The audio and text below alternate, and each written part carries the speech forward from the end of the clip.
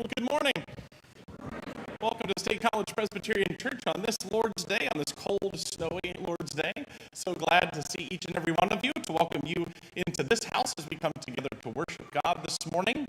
A special word of welcome goes out to anyone who's with us for the first time this morning. We're glad that you have chosen to join us for worship. We encourage you to make yourselves known to us as you feel comfortable doing so as we pass the peace in just a few moments and as we spend some time in fellowship following the service as well. If you are a college student and you're with us for the first time, we're glad that you have chosen to join us as well. We have a welcome bag with some good stuff in it for you that we'd like to give to you before you leave this morning, so please be sure to grab one of those out of the back and to say hello as you are able. And also, as always, we welcome those who are joining us on the live stream this morning. We invite you to check in via text to the number 833-234-1326.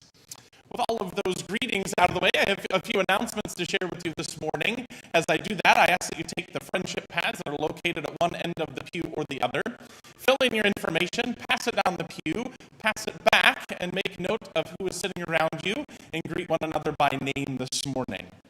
As always, I would draw your attention to the announcements that we have printed in the bulletin, a few that I would highlight or add for you. A huge thank you goes out to everyone who is involved in making another year of Angel Tree Ministry a success here at State College Presbyterian Church. A number of those gifts have already gone out the door and are on their way to or in the hands of their recipients. A few more left to distribute this week. Lots of extra help with wrapping and organizing and all of those sorts of things. A huge thank you to those who contributed to the Angel Tree, either with gifts or with financial funds, to our many volunteers who helped put those things together, and especially to our dedicated staff, Cricket, Laura Green, and Michelle, and a number of others who worked very hard to make that a success. Thank you so much. We worked together to make Christmas a wonderful Christmas for so many people in need in our community. So thank you, and applause to those who worked so hard. We hope that you will join us this afternoon. Come back here, go grab some lunch because we're not feeding you, and then come back and join us for the candlelight choir this afternoon at 4 o'clock. Candlelight service this afternoon at 4 o'clock. There will be a late supper afterwards, so we'll feed you afterwards, but you have to earn it by being here. Be here at 4 o'clock this afternoon for that wonderful tradition. We're looking forward to all that wonderful music. We hope you'll be here at 4 o'clock.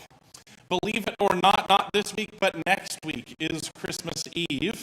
We have three Christmas Eve services that are scheduled. Our 4 o'clock service will be our Logos service, kind of child and family friendly. We have a 7 o'clock service that will be lessons and carols, and an 11 o'clock traditional service that will include communion.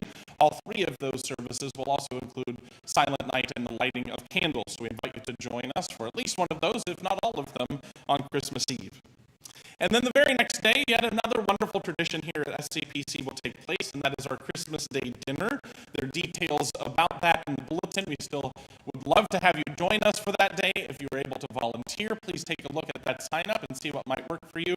If you're willing and able to help provide some of the items, we ask you to do that as well. So use the QR codes in the bulletin or go to those websites that are linked in there or written in there and type them in and see how you can help us make Christmas and our Christmas Day dinner a wonderful celebration this year. Those are the announcements that I have to share this morning, but I would like to take the opportunity to introduce some special folks from the congregation to you this morning, and that is our strategic plan implementation team. These are folks who have been tasked to work directly and closely with our strategic plan consultants who were with us a couple of months ago here, have continued to do work behind the scenes, and in particular with this group of folks, and we'd like to introduce them to you and give them the opportunity to share a bit about what they've been doing over the last couple of months with you.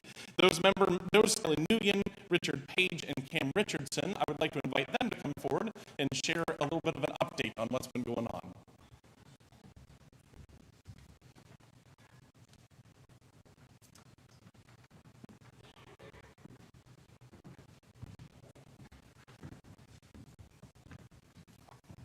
Thank you. Good morning, everybody.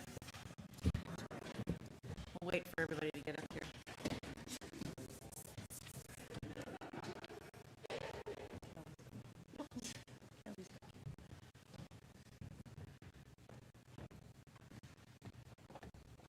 Okay, we just want to give you a little bit of background about what's been happening with this team, since I know many of you have been asking questions about it, so we'll give you a little bit of an update based on where we stand right now. As Pastor Scott mentioned, earlier in the fall, Ministry Architects was here, and you may remember they had a number of listening sessions that we all participated in. And the result of those listening sessions was an assessment report, which we all received. And that report basically outlines consultants from Ministry Architects. We meet with them about once a week. And we're